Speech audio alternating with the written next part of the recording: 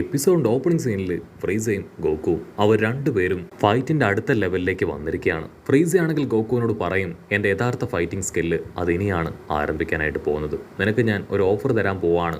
ആകാശത്ത് വെച്ച് വേണോ അതോ ഭൂമിയിൽ വെച്ച് വേണോ ഈ ഫൈറ്റ്? അതിന് ഗോക്കു ആണെങ്കിൽ അല്പസമയം ആലോചിച്ച്, ഓക്കെ നിന്റെ ഓഫർ ഞാൻ സ്വീകരിച്ചു, നമുക്ക് ഭൂമിയിൽ വെച്ച് ഫൈറ്റ് ചെയ്യാം. അത് കേട്ട് ഫ്രീസ ആണെങ്കിൽ ദൂരത്തായിട്ട് ഒരു ലാൻഡ് ഗോക്കുവിന് കാണിച്ചു കൊടുക്കും. അതിനുശേഷം അവൻ അവിടേക്ക് ഫ്ലൈ ചെയ്ത് വരികയാണ്. ഗോക്കുവും അവിടേക്ക് വരും. വാവ്, നീ എൻ്റെ ഓഫർ രണ്ട് കൈ നീട്ടി സ്വീകരിച്ചു അല്ലേ? പക്ഷേ എന്തോ ഒരു ചതി ഒളിഞ്ഞിരിപ്പുണ്ട് എന്നെനിക്ക് നന്നായിട്ട് അറിയാം. അതിന് ഫ്രീസ പറയും, ഈ ഓഫർ മാത്രമല്ല, നിനക്ക് മറ്റൊരു ഓഫർ കൂടെ ഞാൻ തരാൻ പോവുകയാണ്. ഇനിയുള്ള ഫൈറ്റിൽ ഞാൻ എൻ്റെ കൈകൾ ഉപയോഗിക്കില്ല. കൈകൾ ഉപയോഗിക്കാതെ ആയിരിക്കും ഞാൻ ഫൈറ്റ് ചെയ്യുക. ഗോക്കു ആണെങ്കിൽ അത് കേട്ട് ഞെട്ടും. നിനക്കെന്താ വട്ടുണ്ടോ? കൈകൾ ഉപയോഗിച്ചിട്ട് പോലും നിനക്ക് എന്നെ തോൽപ്പിക്കാൻ പറ്റുന്നില്ല, പിന്നെ നീ കൈ ഉപയോഗിക്കാതെ എന്നെ തോൽപ്പിക്കും ചോദിച്ച് ഗോക്കു ആണെങ്കിൽ ഇപ്പോൾ വാമപ്പൊക്കെ എടുക്കാനായിട്ട് തുടങ്ങും. അതിന് ഫ്രീസ് ചിരിക്കും. നമുക്ക് എന്തായാലും നോക്കിയിരുന്ന് ഫൈറ്റിന് ശേഷം കാര്യങ്ങളെല്ലാം തീരുമാനിക്കാമെന്ന് പറയും. ഗോക്കു ആണെങ്കിൽ ഇത്തവണ ആദ്യത്തെ പഞ്ച് അത് എൻ്റെ വക ആവട്ടെ എന്ന് പറഞ്ഞ് ഓടി വന്ന് ഫ്രീസയെ പഞ്ച് ചെയ്യും. അതിന് ഫ്രീസ ആണെങ്കിൽ സൈഡിൽ ശബ്ദം ഉണ്ടാക്കി വെട്ടിത്തിരിഞ്ഞ് ദൂരേക്ക് മാറുകയാണ്. പക്ഷെ ഗോക്കു വിട്ടുകൊടുക്കാൻ തയ്യാറാവില്ല.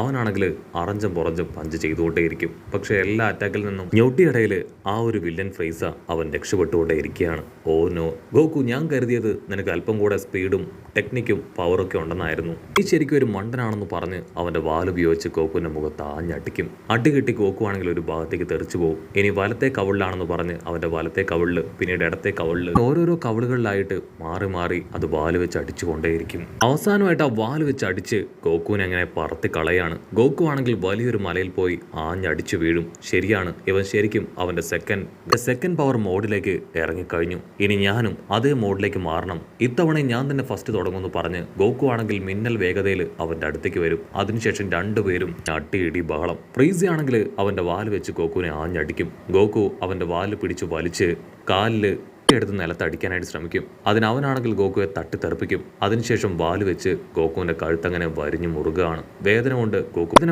ഗോക്കു പിടയും. പക്ഷെ അവനാണെങ്കിൽ വിടാൻ തയ്യാറാവില്ല. രണ്ടും കൽപ്പിച്ച് ഗോക്കു ആണെങ്കിൽ അവന്റെ വാലിൽ ആഞ്ഞു കടിക്കും.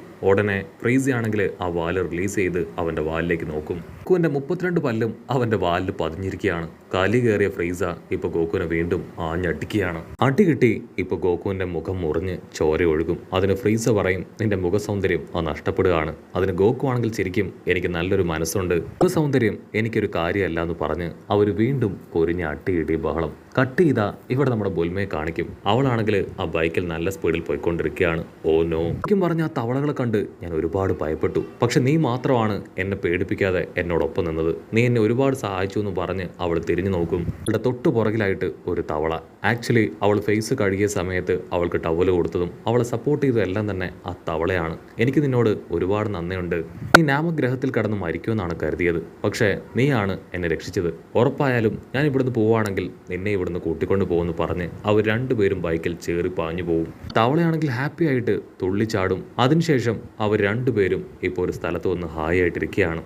ബുൽമയാണെങ്കിൽ അവളുടെ കയ്യിലുണ്ടായിരുന്ന ഫുഡും ചോക്ലേറ്റും ഒക്കെ കഴിക്കാൻ തുടങ്ങും. അവളെയാണെങ്കിൽ അവൾ തന്നെ നോക്കിയിരിക്കുന്നത് കണ്ട് അവളുടെ കയ്യിലുള്ള ഭക്ഷണം അവളാണെങ്കിൽ കുറച്ച് ആ തവളയ്ക്കും കൊടുക്കുകയാണ്. തവളയാണെങ്കിൽ ഹാപ്പി ആയിട്ട് അത് തിന്നും. ഓ നോ, ഞാൻ കഴിക്കുന്ന അതേ ഫുഡ് തവളയായ നീയും കഴിക്കുകയാണോ? എനിക്ക് ശരിക്കും ഇത് വിശ്വസിക്കാനായിട്ട് കഴിയുന്നില്ല. ഞാൻ പറയുന്നതൊക്കെ നിനക്ക് മനസ്സിലാവുന്നുണ്ടോ? അതിനാ തവളയാണെങ്കിൽ അതിന്റെ ശബ്ദം ഉണ്ടാക്കി തലകുലുക്കി കാണിക്കും. അടുത്ത നിമിഷം ബുൽമയ്ക്കാണെങ്കിൽ ഒരു ബുദ്ധി വെളിച്ചം ഉണ്ടാവുകയാണ്. എന്തുകൊണ്ട് ട്രാൻസ്ലേറ്റർ ഉണ്ടാക്കി തന്നൂടാ? അങ്ങനെയാണെങ്കിൽ നീ എന്താ പറയാൻ ശ്രമിക്കുന്നതെന്ന് എനിക്ക് മനസ്സിലാക്കാൻ പറ്റുന്നു പറഞ്ഞ് അവളാണെങ്കിൽ അവിടെ ഇരുന്ന് ഒരു ട്രാൻസ്ലേറ്റർ ക്രിയേറ്റ് ചെയ്ത് അതിന്റെ കഴുത്തിൽ ഇട്ട് കൊടുത്ത് അതിനോട് സംസാരിക്കുകയാണ്.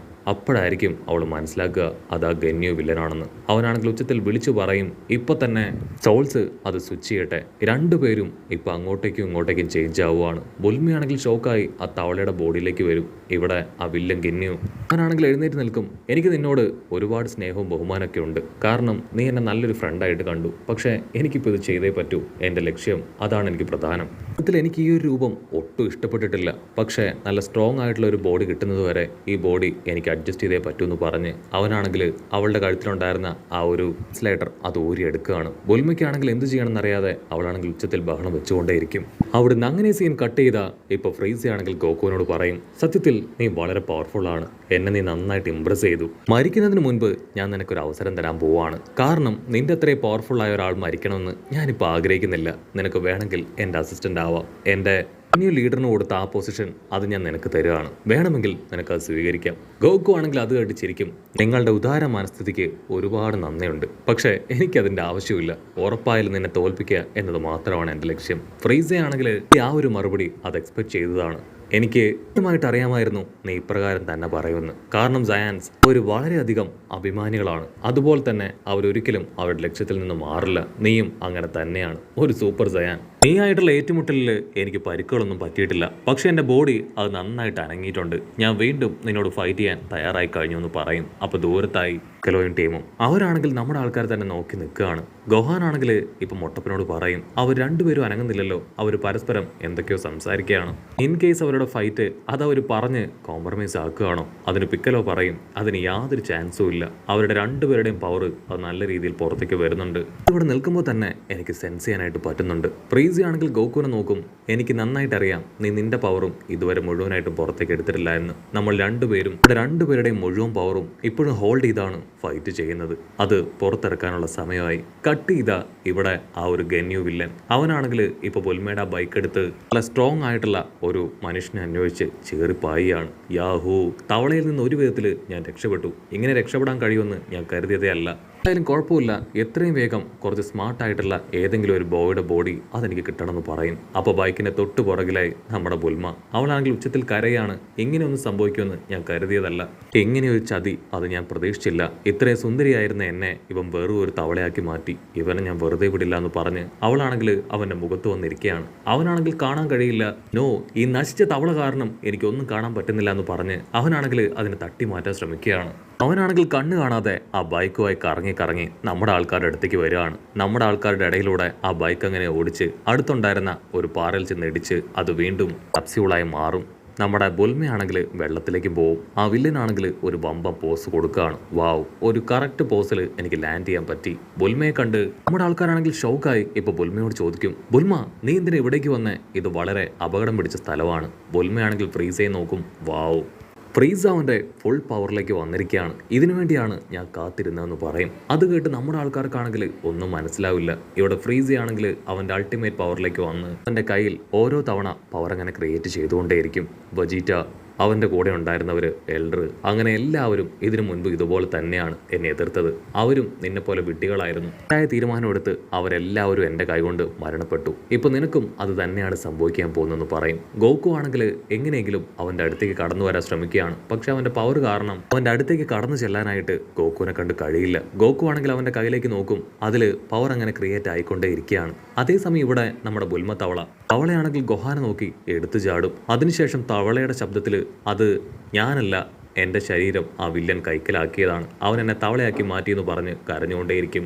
അവനാണെങ്കിൽ ആ തവള എന്താ പറയാൻ ശ്രമിക്കുന്നതെന്ന് ഒന്ന് ശ്രദ്ധിച്ചു നോക്കും. അവൻ ഏകദേശം കാര്യം പിടികിട്ടും. ഓ, നീയാണോ ഞങ്ങളുടെ ബുൽമ? നിന്റെ ശരീരം ആ വില്ലൻ എടുത്തോ? കട്ട് ചെയ്ത അവിടുന്ന് അങ്ങനെ സീൻ കട്ട് ചെയ്ത ഇപ്പൊ കിങ് കായെ കാണിക്കും. ആളാണെങ്കിൽ ഷോക്കാവും. ഗോകുവിന്റെ അവസ്ഥ മോശമായിക്കൊണ്ടിരിക്കുകയാണ്. ആ ഫ്രീസയ്ക്ക് വളരെയധികം പവർ കൂടുതലാണ്. ഇങ്ങനെ പോവുകയാണെങ്കിൽ ഗോകു അവൻ തോറ്റു പോകാനുള്ള ചാൻസ് വളരെ കൂടുതലാണ്. ഇവിടെ ഗോകു ആണെങ്കിൽ ആ ഫ്രീസയുടെ കയ്യിൽ നിന്ന് തല്ല് വാങ്ങിക്കൊണ്ടേയിരിക്കുകയാണ്.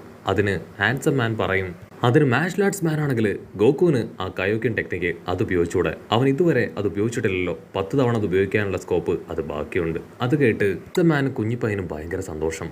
ഉടനെ കിങ് കായ് പറയും, അവൻ ഉപയോഗിക്കാൻ കഴിയുകയാണെങ്കിൽ അത് നല്ല കാര്യം. പക്ഷെ ഓൾറെഡി അവൻ 10 തവണ അത് ഉപയോഗിച്ച് കഴിഞ്ഞു. അവിടുന്ന് അങ്ങനെ സീൻ കട്ട് ചെയ്ത ബുൽമയുടെ രൂപത്തിലുള്ള ആ വില്ലൻ അവനാണെങ്കിൽ തുള്ളിച്ചാടും. ഫ്രീസ അവന്റെ ഫുൾ ഫോമിൽ എത്തിക്കഴിഞ്ഞു. പിക്കലോ ആണെങ്കിൽ ഷോക്കായിട്ട് അവനോട് ചോദിക്കും, സത്യം പറയും ആരാ? അതിനവനാണെങ്കിൽ ഇപ്പൊ ഫ്രീസയ്ക്ക് നേരെ ടേൺ ചെയ്യുന്നതോട് കൂടെ ഈ ഒരു എപ്പിസോഡും അവസാനിക്കുന്നു.